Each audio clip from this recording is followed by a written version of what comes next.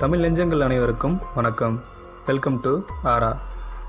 இப்போது நாம் பார்க்க போகிறது 13 அப்படிங்கிற ஒரு ராசியே இல்லாத, அதிர்ஷ்டமே இல்லாத ஒரு எண்ணை பற்றி தான். பிரிட்டிஷ் இளவரசி 2ஆம் எலிசபெத்தின் தங்கை இளவரசி மார்கரெட்.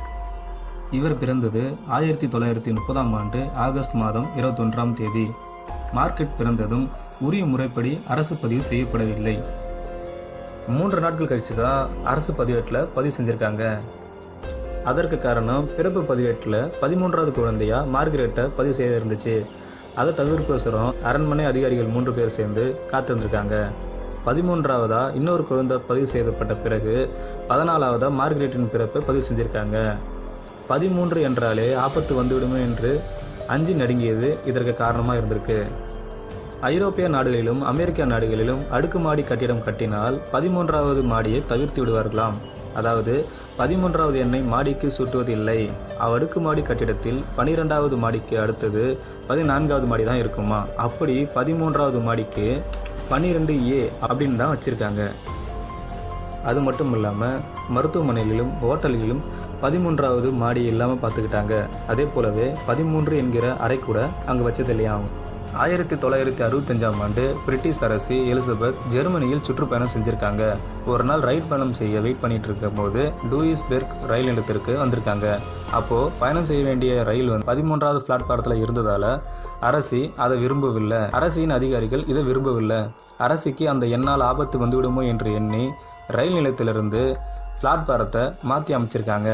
அதாவது 13வது பிளாட்பாரத்திலிருந்து 14 பிளாட்பாரத்துக்கு வர வச்சு அதிலிருந்து சுற்றுலா பயணத்தை மேற்கொண்டிருக்காங்க. 13ஆம் எண்ணை கண்டு பயப்படும் நோய்க்கு ஆங்கிலத்தில் ட்ரைசுடே காப்போபியா என்று பெயர்.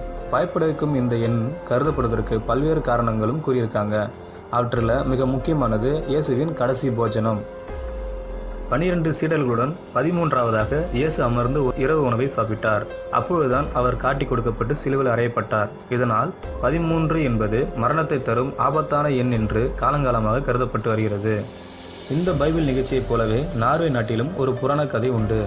12 நல்ல தெய்வங்கள் பங்கேற்ற விருந்தில் அழைப்பு எதுவுமின்றி கலந்து கொண்ட லோக்கி அரக்க கடவுளான இவன் 13வது கலந்து கொண்டு ஒளி கடவுளான பால்பரின் மரணத்திற்கு காரணமாக இருக்கிறாரு. பைபிள் நிகழ்ச்சி போலவே நார்வே புராணம் அவற்றின் எதிரொலியாக 13 பேர் பங்கேற்கும் விருந்துகளை தவிர்ப்பாங்க. இப்போ 13 பேர் கலந்து கொள்ளும் போது 14வதாக அமெரிக்க குடியரசுத் தலைவராக இருந்த பிராங்க்லின் ரூஸ்வெல்ட் ஏற்பாடு செய்த விருந்தில் மொத்தம் 13 பேர் மட்டுமே பங்கேற்க நேர்ந்தது. அப்பொழுது தமது செயலாளர் பேஸ் டுல்லியை 14வது ஆளாக வலிய பங்கேற்க செய்ததை வழக்கமாக வைத்திருந்தார். இதன் மூலம் விருந்தில் பங்கேற்றவரின் எண்ணிக்கை 13வதாக இருப்பது தவிர்க்கப்பட்டு 14வதாக வழக்கில் இருந்தது. விருந்தில் 13 பேர் பங்கேற்கும் நேர்ந்தால் 14வதாக ஒருவரை தேடி பிடித்து அழைத்து வந்திருக்காங்களாம். அப்படி அழைத்து வருகின்ற அவருக்கு கத்ரோசேயம்னு பேரும் வச்சிருக்காங்க. கத்ரோசேயம் என்றால் பிரெஞ்சு மொழியில் 14வது என்று அர்த்தம். இவருக்கு விருந்து தருவதனுடன் வாடகை கட்டணம் தர வேண்டும். மாவீரன் நெப்போலியன் கூட 13 என்ற எண்ணை கண்டு நடுங்கினாராம். 13 பேர் பங்கேற்கும் விருந்துகளை தவிர்த்தாராம். எண் ஜோதிடத்தில் முழுமையான எண் 12 என்று கருதப்படுகிறது. ஆண்டின் மாதங்கள் 12, 12 ராசிகள், இஸ்ரேலின் 12 வம்சங்கள், இயேசுவின் 12 சீடர்கள் என்றெல்லாம் 12இன் மகத்துவம் கூறப்படுகிறது. இந்த முழுமையான புனித எண்ணுக்கு அடுத்தது 13. இதனால் முழுமையாக கடந்தது.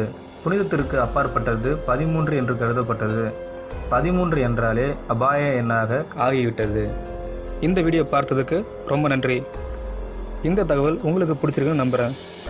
உங்களுக்கு வேறு எந்த மாதிரியான தகவல் தேவையோ கமெண்ட் பண்ணுங்கள். இந்த வீடியோ பிடிச்சிருந்தா லைக் பண்ணுங்கள். மறக்காமல் நம்ம சேனலை சப்ஸ்கிரைப் பண்ணுங்கள்.